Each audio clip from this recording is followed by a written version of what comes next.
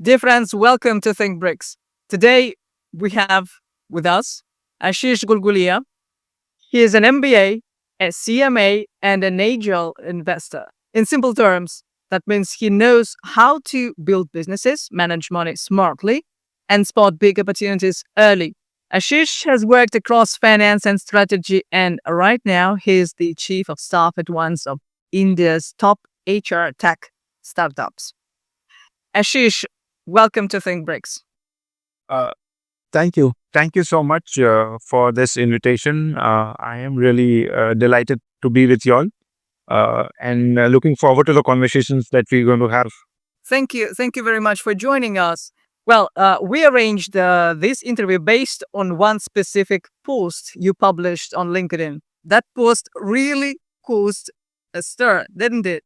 Yeah, it did. I received a lot of lot of comments and lot of I think it reached more than 1 million impressions it got, and everyone, like, a lot of people had a different opinion to it. A lot of people agreed to what I posted, but it's good that it kind of created a discussion, because India for long has been trying to become an answer to China as far as manufacturing hub is concerned.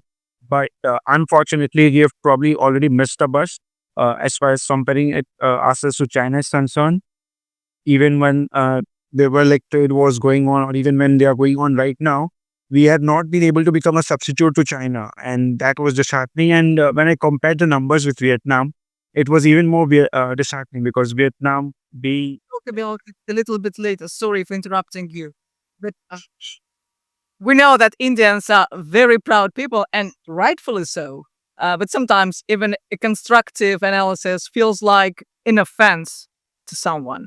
Let's read your post together first, and then I will ask the first question. Actually, here it is. Forget China. Right now, India can't even keep up with Vietnam. Let's that sink in. While we love comparing ourselves with China and dreaming of becoming the world's next manufacturing hub, the real plot twist is this. Vietnam, a country with just 7% of India's population, has quietly surged ahead. We are still playing catch up. The post is very long, so those ones who are interested in, please follow the link and read it by yourself. So you will dive into Ashish's point of view. But the question I would like to start with, this is a bold take of yours. Many people are used to comparing India with China, but in your post, you shifted the focus to Vietnam, a much smaller country that has moved ahead in manufacturing.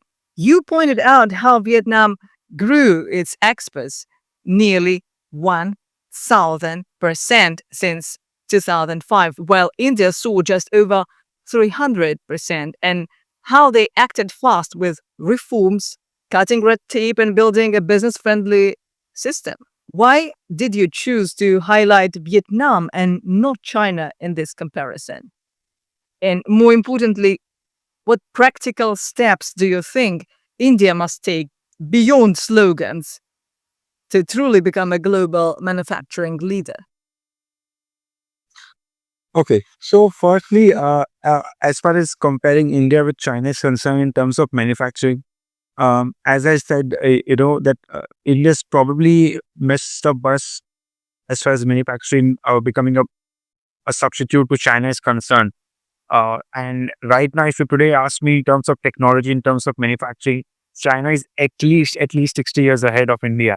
And the reason why I chose to compare Vietnam, and I just wanted to highlight, how, I mean, the whole point of comparing India to Vietnam was to actually show the stark difference between India and China, despite both being similar in terms of population size, right? And we are not even enough good enough to compete with Vietnam, which is much smaller in size, much smaller in population. And so that's the whole point of comparing India to Vietnam, just to show the actual difference between how what's the actual gap between India and China. And as far as what are the steps that India needs to take beyond the slogans? One of the major challenges for India is bureaucracy, because at the ground level, it's the bureaucrats who are working to ensure that the policies that have been brought in by the politicians, by the top level politicians, they're actually implemented. But there is even to set up a business or even to set up a small, like even a restaurant, there are so many approvals and so many licenses that one has to take, and it's almost impossible for someone to set up a business without indulging in corruption. And it it is the same throughout across states, even though there are different state governments in India, in different states, but the method is the same, and it is majorly because of the bureaucrats that we have, that there is so much corruption at the ground level, that it's very difficult to set up a business unit without, as I said, without indulging in corruption, or without getting delays, without your projects getting delays, without you incurring extra cost because of those delays. And that is why, even in the ease of doing businesses, even despite all the slogans, all the efforts that our top politicians have taken, India's ease of doing business ranking hasn't improved much. You see China, you see USA, they're in the top 10, top 20s, whereas India is still languishing below 80, below 90. So that is the reason that we have not been able to improve. And I think bureaucracy or the red tapeism is one of the major factors that needs to take the blame for this. And as I said, the politicians at the top level, our prime minister, he has tried his level best to kind of remove those red tapeism and bureaucracy. But because the systems are old, because the tradition, because the systems are old and have been there for ages, it's pretty hard for even for a man like him to kind of remove those red tapeism and bureaucracy all at once.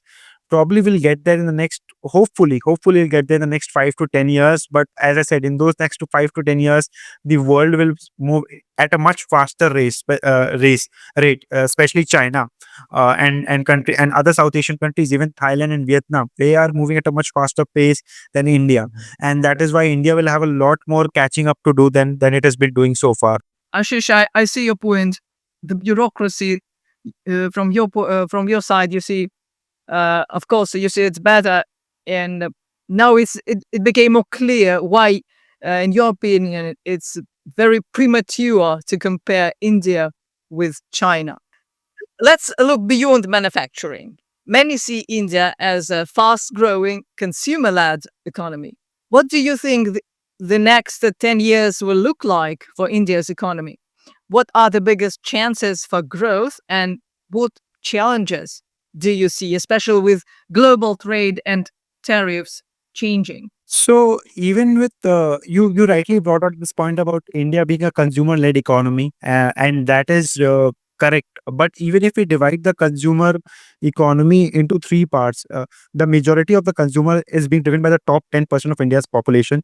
The next 40% is kind of aspirational, and their income level has been growing in the last 10 years, and they will probably be the one who's going to transfer themselves into those top 10% in the coming 10 to 15 years.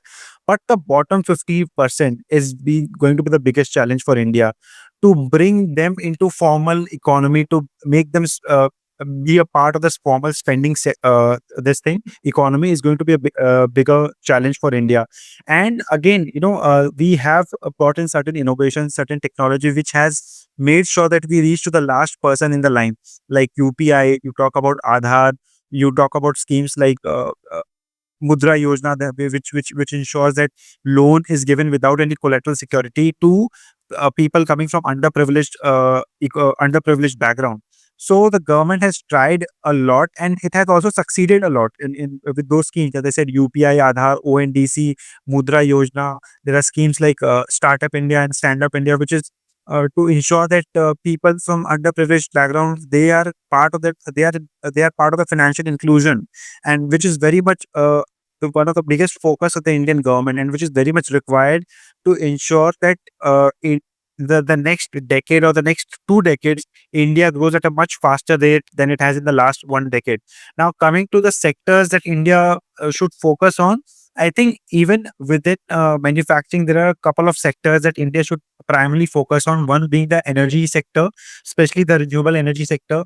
I think India has got a great chance in like be it nuclear energy or solar energy or wind energy. India has been exporting like solar related equipments to US, and that is something that India should keep focusing on.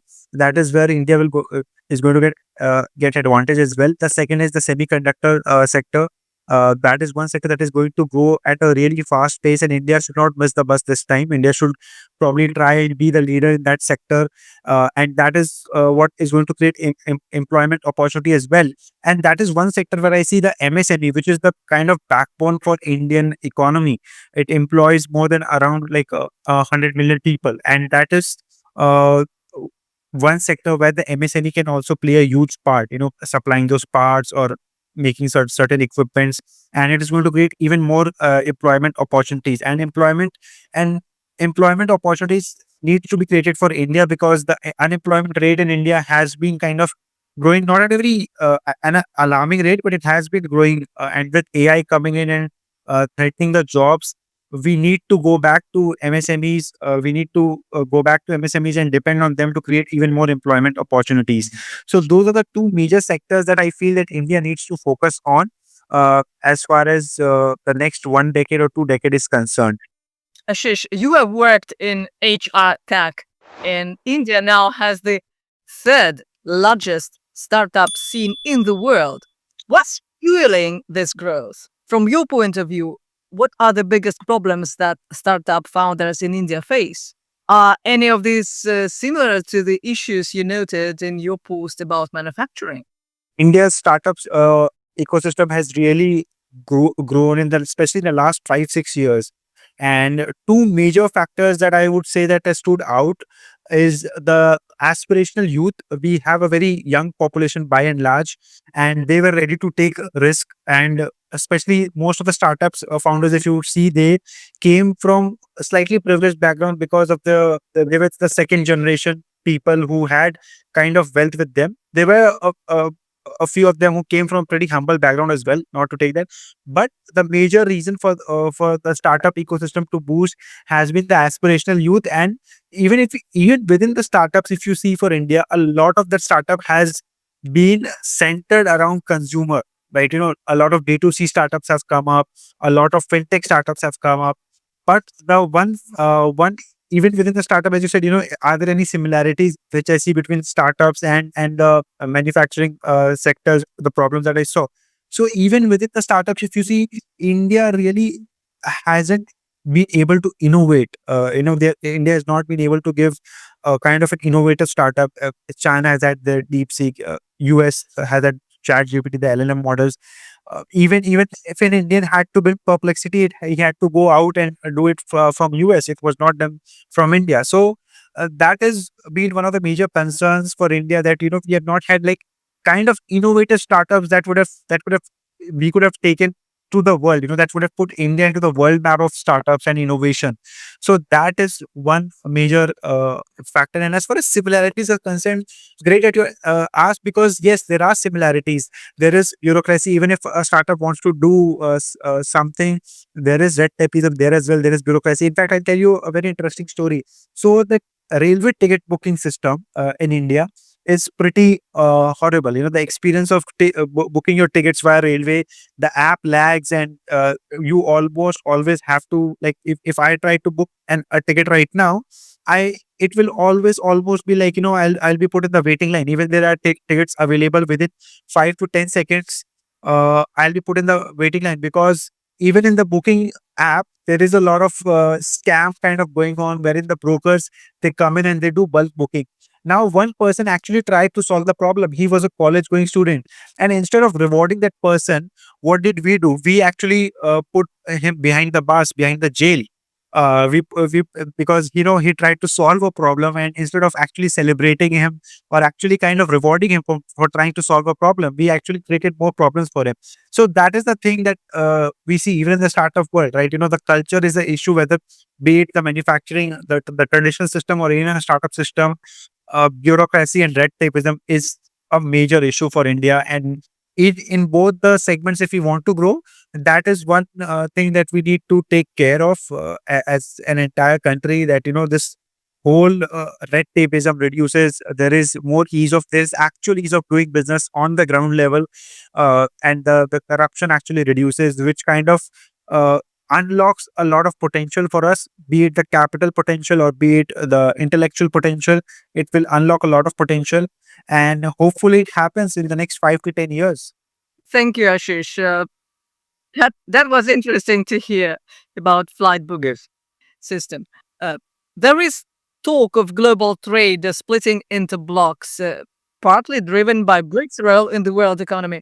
India seems to have a special place, keeping ties with different groups. How do you see India's role in BRICS and this new world of block based trade? What does it mean for India's future economy and its trade ties? BRICS is going to be an important part for the entire Asia, if they want to like ensure that the West doesn't become all powerful, or if we want to become a substitute to the power for West. But and the BRICS, if we look at the historically why BRICS was started, it was majorly for like developing Asian countries. But right now, if we go back to the recent history, three more members have been added: UAE, there's Egypt, and there's Saudi Arabia, which has been added. And India is going to play an important role in BRICS because of its size and population. And I think India's relation with China, how does India and China they handle the relation? That is going to be a major important factor on how BRICS, develops, and whether BRICS becomes really that powerful that it once intended to do. And as we recently saw, BRICS wanted to introduce their own payment system, a kind of a substitute to the SWIFT payment system.